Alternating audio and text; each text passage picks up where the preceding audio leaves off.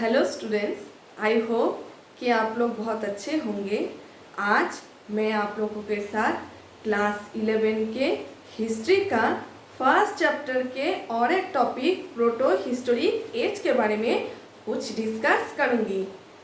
Previous video में मैं आप लोगों को बताया था कि प्री हिस्टोरिक एज में इंसान कैसे रहते थे और किस तरह से आर्कियोलॉजिकल सोर्सेस से हिस्टोरियंस उसके हिस्ट्री रचना किया था। प्री हिस्टोरिक एज मेनली था पाषाण के युग।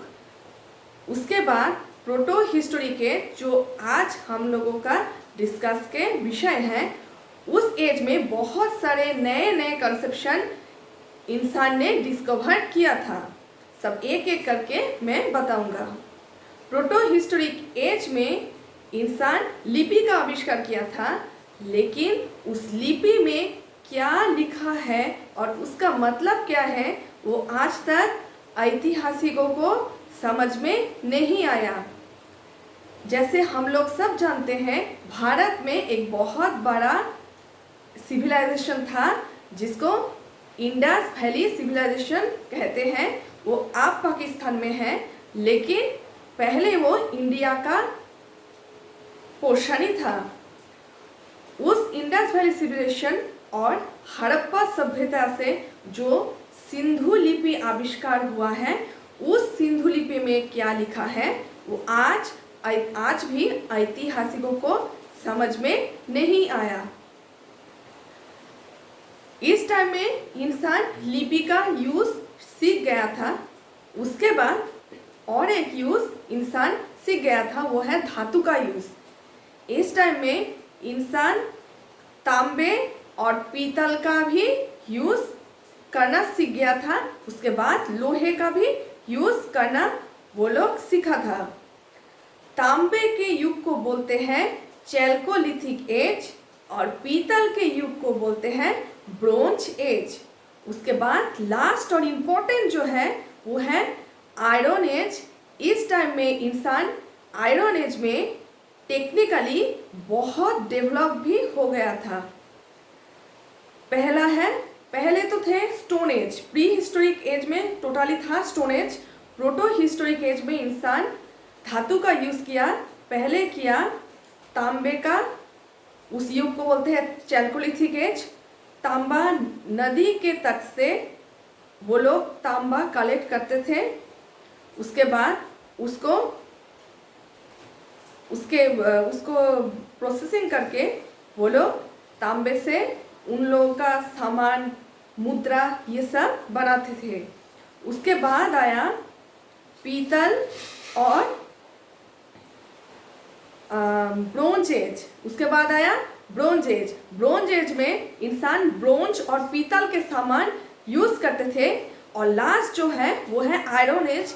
ये इस टाइम में इंसान आयरन से बना हुआ सामान यूज करते थे, जो बहुत ही मजबूत था और इंसान बहुत ही फ्लेक्सिबल और मजबूत, और इंसान इससे ही सारा उन लोगों का जो सामान है वो इस लोहे के जरिए ही बनाते थे। और इस टाइम में टेक्निकली इंसान और भी आगे बढ़ चुके थे। लेकिन भारत में सब जगह में ऐसा पत्थर के पाषाण का युग, उसके बाद तांबे का, उसके बाद ब्रोंज का, उसके बाद लोहे का युग नहीं था।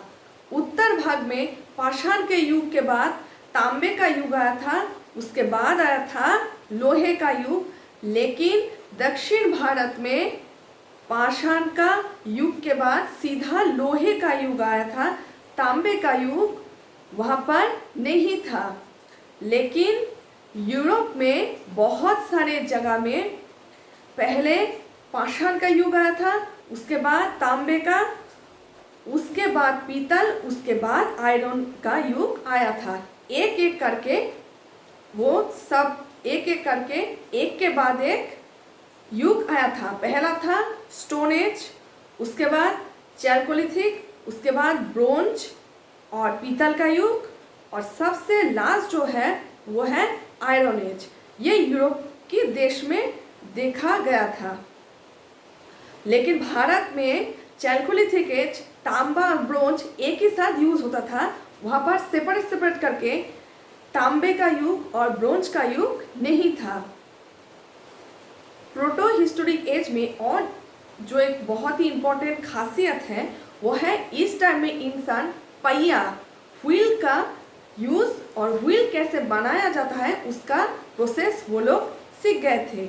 ये व्हील आजकल के कम्युनिकेशन में बहुत ही इम्पोर्टेंट एक मायने रखते हैं। इस व्हील के ज़रिए हम लोग एक जगह से दूसरी जगह पे जा सकते थे। इस व्हील का कंसेप्शन प्रोटो हिस्टोरिक एज में ही हो गया था। इंसान व्हील बनाना भी चाहते थे और बना भी सकते थे, और उसके ज़रिए वो लोग एक जगह से दूसरी जगह में इजीली जा सकते थे। और एक जो खासियत है प्रोटो हिस्टोरिक एज में वो है कल्टीवेशन। इंसान इस टाइम में फार्मिंग मतलब कृषि में वो लोग बहुत ही उत्साहित थे और बहुत सारे कृषि किस तरह से करते हैं उसका प्रोसीड्यूर भी उन लोगों को पता चल गया था। इसीलिए वो लोग टेक्निकली और भी डेवलप हो गया था। वो लोग कल्टीवेशन किस तरह से करते हैं इस प्रोसेस को वो लोग समझ में आए थे और इसी हिसाब से वो लोग कल्टीवेशन करते थे। जैसे प्री हिस्टोरिक एज में हम लोग देखते थे कि इंसान पत्थर के हथियार से जानवर को मार के खाते हैं, पेड़ पौधों से फल तोड़ के खाते हैं। लेकिन इस टाइम में इंसान पेड़ उगाना और किस तरह से और भी कल्टीवेशन करके उस कल्टीवेशन को बढ़ाया जा सकता है इसका प्रोसेस इंसान इस टाइम में सीख गया था। और एक जो खासियत है वो है अर्बनाइजेशन। अर्बनाइजेशन मतलब नगर केंद्रित सभ्यता। किस तरह से नगर में रहना चाहिए, किस तरह से नगर में इंसान रह सकते हैं, इसका जो कंसेप्शन है वो प्रोटो हिस्टोरिक एज में ही इंसान सीख गए थे। प्रोटो हिस्टोरिक एज का जो टाइम ड्यूरेशन है वो बहुत बड़ा था, इसीलिए इस टाइम में इंसान बहुत नया कुछ सीखा था जो मानव सभ्यता को आगे बढ़ने के लिए बहुत मदद किया। बहुत नया कंसेप्शन, नया डिस्कवर इंसान इस टाइम में कर पाए थे। और कल्चरली इंसान इस टाइम में और कुछ भी सीखा था। जैसे वैदिक सभ्यता को प्रोटो हिस्टोरिक एज के ही समय में माना जाता है। इस टाइम में ही वेद का आविर्भाव हुआ था जो इंसान के कल्चर और इंसान के हिस्ट्री के बारे में बहुत कुछ हम लोग जान पाते हैं। आज इतना सा ही। मेरे इस चैनल को सब्सक्राइब, लाइक्स और शेयर ज़रूर करना। Thank you.